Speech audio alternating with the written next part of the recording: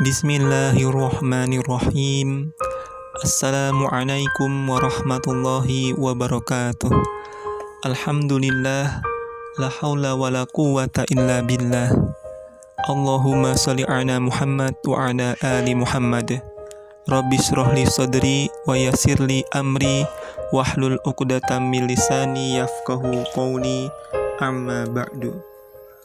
Maha suci Allah yang telah menciptakan satu hati dalam rongga dada manusia.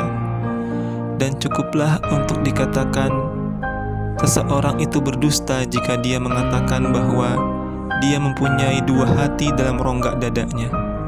Allah Ta'ala hanya menciptakan satu hati saja untuk manusia, dan terkumpul di dalamnya rasa bahagia dan rasa sedih.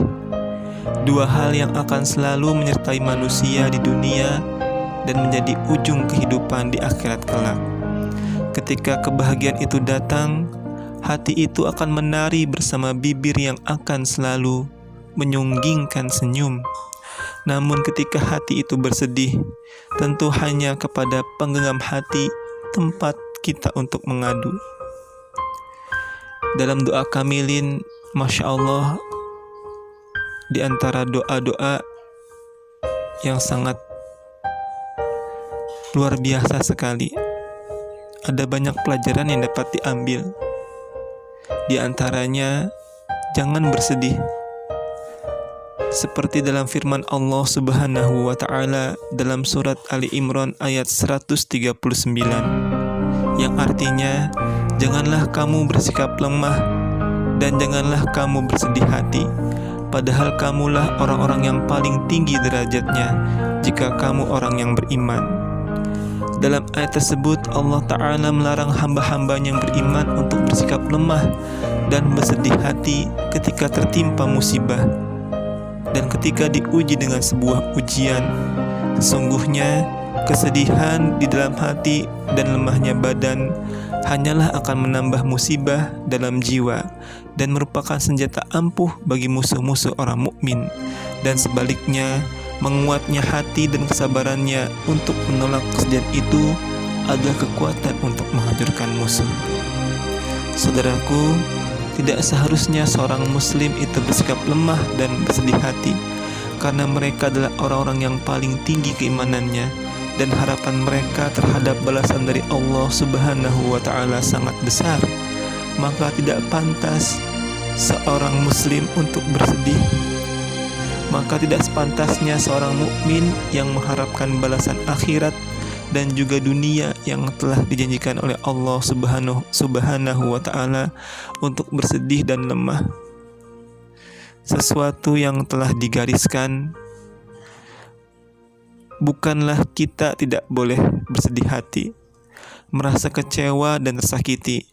Bahkan hal itu adalah sesuatu yang telah ditetapkan oleh Allah, karena itu adalah sesuatu yang telah digariskan.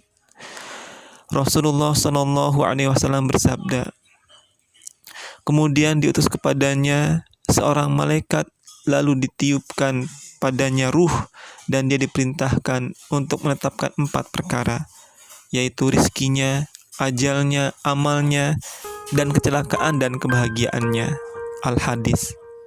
Saudaraku, bukan berarti seorang hamba itu dipaksa untuk menjalani takdir ini, tetapi hal itu menunjukkan bahwa keilmuan Allah itu mencakup segalanya, termasuk kebahagiaan, kesedihan bagi seorang hamba, termasuk kebahagiaan, wahai saudaraku, ataupun juga termasuk kesedihan seorang hamba. Semuanya telah diketahui oleh Allah Subhanahu wa Ta'ala, dan Allah tidak akan menyia-nyiakan hamba-hambanya yang bertakwa. Dalam surat An-Najm ayat 40-44, Allah berfirman bahwasanya dialah yang menjadikan orang tertawa dan menangis, dan bahwasanya dialah yang mematikan dan menghidupkan. Wahai saudaraku, ayat ini menjelaskan bahwa Allah Subhanahu wa Ta'ala lah yang menjadikan sebab seorang itu tertawa dan juga menangis, yaitu kebaikan dan keburukan, kebahagiaan dan kesedihan, serta kegalauan dan kesedihan. Dan Allah Subhanahu wa Ta'ala mempunyai hikmah yang sempurna dalamnya. Oleh karena itu, wahai saudaraku, bersabarlah. Oleh karena itu, wahai saudaraku, bersabarlah. Jika kita tidak pernah merasa sedih, kita tidak akan merasakan nikmatnya bahagia. Jika kita tidak pernah merasa kecewa dengan sesuatu, maka kita tidak akan bisa bersyukur dengan sepenuhnya ketika kita bisa meraih impian kita. Jika kita tidak pernah merasa tersakiti, maka kita tidak akan pernah merasa betapa amat sangat butuhnya kita kepada penggenggam hati para manusia yang menciptakan segala sesuatu itu, tentang mengandung hikmah yang sangat besar. Tidaklah Allah Subhanahu wa Ta'ala menciptakan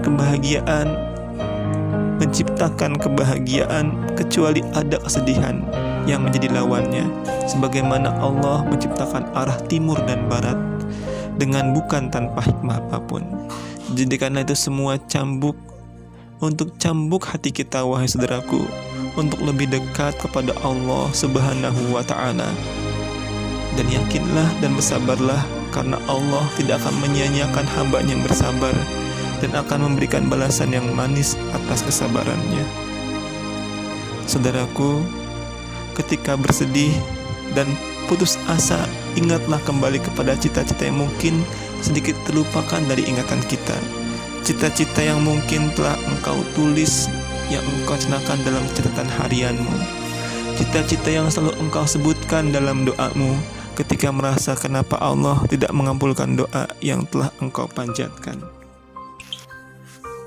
Saudaraku, yakinlah mungkin Allah telah mengabulkan doamu yang lain, yang telah lebih dulu engkau ucapkan, engkau panjatkan, karena Dia Allah Maha Pengabul doa. Oleh karena itu, saudaraku, di dalam doa kamlin ini, Masya Allah, banyak keutamaannya. Ini juga persis juga dengan doa yang diajarkan oleh Nabi Muhammad SAW. Redaksinya berbeda, tapi substansinya insya Allah mengandung banyak keutamaan. Doa ini juga Masya Allah, di mana Abdullah bin Mas'ud radhiyallahu anhu meriwayatkan sebuah hadis, saudaraku, mengenai doa yang indah yang berasal dari Rasulullah Sallallahu Alaihi Wasallam, di mana Rasulullah Sallallahu Alaihi Wasallam bersabda, tidaklah seorang hamba tertimpa kesedihan dan kegundahan kemudian berdoa, Allahumma inni abduka wa benu abdika wa benu ammatika nasiyati biyadika madin fiyya hukmuka adlun fiyya qada'uka as'aluka bikulli ismin huwa laka sammaita bihi nafsaka au anzaltahu fi kitabika au 'allamtahu ahadan min khalqika aw ista'sarta bihi fi ilmil ghaibi indaka anta ja'alal Qur'ana rabi'a qalbi wa nura sadri wa jala'a huzni wa dhahaba hammi. Ya Allah, sesungguhnya aku adalah hamba-Mu, anak hamba lelakimu dan anak hamba perempuanmu. Ubun-ubunku berada di tangan-Mu, hukum-Mu berlaku pada diriku, ketetapan-Mu adil atas diriku.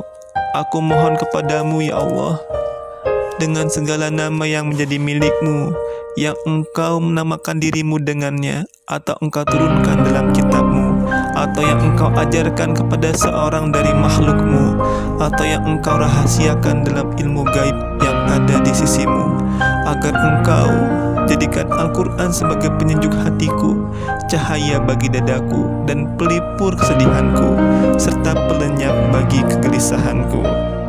Maka Allah akan hilangkan kegundahan dan kesedihannya serta menggantikannya dengan kebahagiaan. Hadis riwayat Ahmad. Saudaraku, dalam doa di atas disebutkan agar kita Masya Allah, menggunakan doa ini agar Allah Subhanahu wa Ta'ala menjadikan Al-Quran sebagai musim semi, penyejuk hati kita, cahaya bagi hati kita dan dada kita, dan pelipur kesedihan kita, serta pelenyap bagi kegelisahan kita. Wahai saudaraku, maksudnya adalah agar Allah menjadikan Al-Quran itu kebahagiaan dalam hati dan menjadikannya musim semi baginya. Karena saudaraku, manusia itu hatinya akan senang, nyaman, dan cenderung menyukai musim semi, sehingga keluar dari kegundahan dan kegelisahan dan memperoleh semangat, keceriaan, dan kebahagiaan. Dan juga menjadikan Al-Quran itu pelapang dada, dikarenakan ketika hati kita lapang, maka hati kita akan bercahaya. Dengan dua hal tersebut, maka terangkatlah kesedihan dan hilanglah keresahan. Saudaraku, bukankah musim semi itu tiba setelah musim hujan? Bukankah purnama itu mempesona, wahai saudaraku? Bukankah purnama itu mempesona dengan gulitannya malam?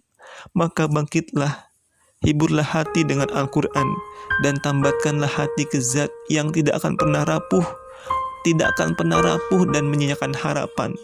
Bersabarlah, wahai saudaraku, karena musim semi akan segera tiba, insya Allah.